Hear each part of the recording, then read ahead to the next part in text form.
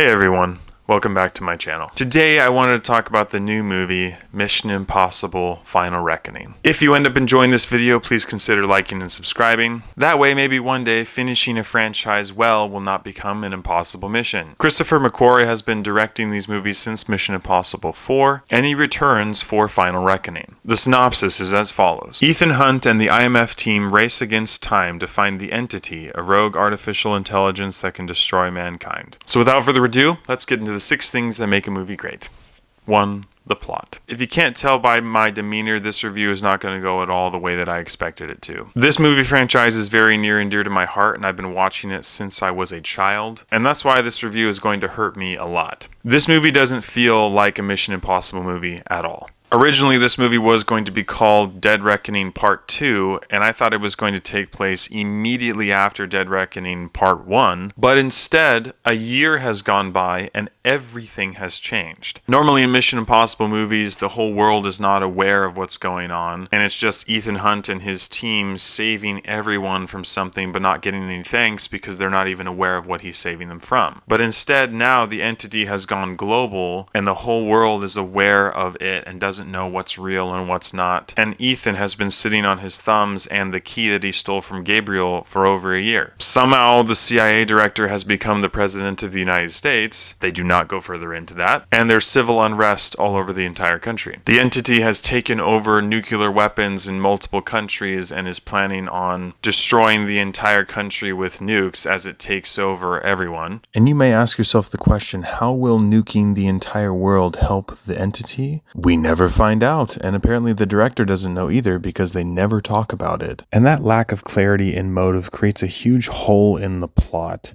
from the very beginning of the film. But I digress. So Ethan has to reassemble the team and try to stop it and destroy the Entity. I'm going to shoot completely straight with you because otherwise I feel like I'll be talking about this movie for well over 20 minutes. The plot of this movie was extremely boring, lethargic, and convoluted. And it felt nothing like part 2 of the movie that we just watched. In fact, so much of the first act of this movie is rehashing things and reliving things that we've experienced in the last 7 movies, as if we didn't just watch those movies leading up to this one. They've never done that in any of the other Mission Impossible movies, but they chose to do it here, and it's just flashback, flashback, flashback, flashback, flashback, and a huge amount of exposition dumping at the beginning of the movie, and honestly for the first half of the movie, that make the pacing absolutely horrendous. And the storytelling is an absolute mess. The first 3/4 of this movie feel like a Tom Cruise memoir, with the final 20 minutes being Mission Impossible. It feels like Disney got a hold of this movie. The plot is that convoluted and bad. And you arrive at the end of the film feeling extremely disappointed and really unsure about what you just witnessed given the last 7 films. And this is coming from the guy that rated Mission Impossible Dead Reckoning my favorite movie of the year 2 years ago. It's that stark of a difference. The quality took an incredible drop off. I cannot overstate that. For me, plot gets a thumbs down. 2 is family friendliness. Mission Impossible The Final Reckoning is rated PG-13. There's quite a bit of action and violence, including some moments of blood and gore. There's a mild to moderate bit of profanity and multiple perilous situations. I don't feel like they went overboard on anything, but given the length of this film and just its content in general, use your discretion, but for me, family friendliness gets a 50-50. 3 is acting and script. There were a lot of new actors introduced here and old ones brought back from older movies of the franchise, and it's just oversaturated. The acting in general in this movie is very poor. Even Tom Cruise, compared to his other films in this franchise, is not great. Yeah, him doing his own stunts continues to be impressive, but it doesn't feel like there were a lot of really impressive moments in this movie. But all the other actors, even the ones that we've seen for the last couple movies, it felt like they just mailed it in. So all of the heart that we've seen in the previous films, it felt like that was gone and that the actors were just reading words off a page. And I think part of the reason why this movie felt as lethargic as it did is because a lot of it focused around the president who was the CIA director and her presidential cabinet, which is comprised of a lot of really bad actors and performances. Not to mention the fact that this movie also introduces a lot of other antagonists, some that we don't even know who they are. And so you lose track of antagonists, you lose track of who's doing what or who's angry at who, and it's just this huge convoluted mess. And the script of this movie wasn't great either. The extremely intelligent connection and and storytelling that these movies typically have is completely gone. It was just a big mess and sludge of words put together with no inspiring performances whatsoever. For me, acting and script get a thumbs down. 4 is character development. All of the characters that we've come to know and love as we've watched them grow on screen in this franchise felt like shallow, empty versions of themselves. Not only that, but this movie tried to bring up multiple interesting character moments based on characters we've seen in the past, and there were a couple that were really interesting that they did nothing with. They hit you right in the face with it, and it was like, oh my gosh, that's actually a really brilliant idea. Why did you just do that right now, though, and not develop it and wait till later in the movie to reveal it? Horribly developed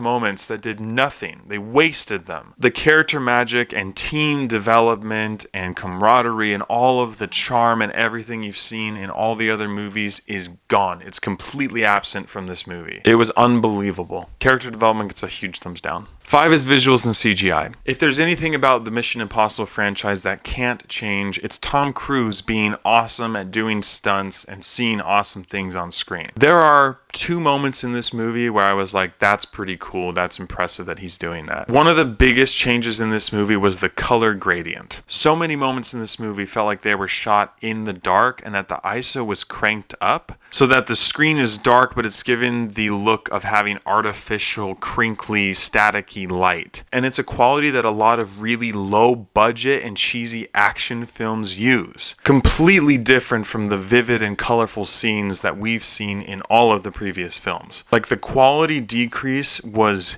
huge. You do see some of that come back in the final 20 minutes, but that's it. And because of that dark feel that so many of these scenes have, it makes a lot of the movie feel very claustrophobic and shot in really small, confined places. It just felt completely opposite and backwards to everything that Mission Impossible has ever been. So for me, visuals and CGI get a 50-50. And 6 is rewatchability. Mission Impossible: The Final Reckoning is dang near 3 hours long, and normally that wouldn't bother me one bit. But this movie felt nothing like a Mission Impossible film. It was lethargic, convoluted, didn't do anything for its characters, and took a huge step back for the franchise on top of feeling like just a memoir for Tom Cruise. And to be completely honest, I don't know what happened between the last film and this one. But I thought walking into this movie that they would have started right where they left off because things are going to happen really fast. But to wait a year in movie time and then feel like it's a completely different movie and not even part of the franchise was incredibly stupid. I am never going to watch this movie again, and I really wish that it was not even actually part of the franchise because it doesn't belong here. For me, rewatchability gets a thumbs down. With all these areas considered, I have to give Mission Impossible: The Final Reckoning a 2 out of 10. The last 15 to 20 minutes of this movie were the only part of it that felt like Mission Impossible. And it felt like there was a movie here that was actually already filmed that could have been part of the franchise. But instead, everything that we got was low quality, horrible acting, horrible character development and actual character regression, a very convoluted and lethargic storyline, and a complete flip-flop and disconnect from the rest of the films. I don't know what happened here.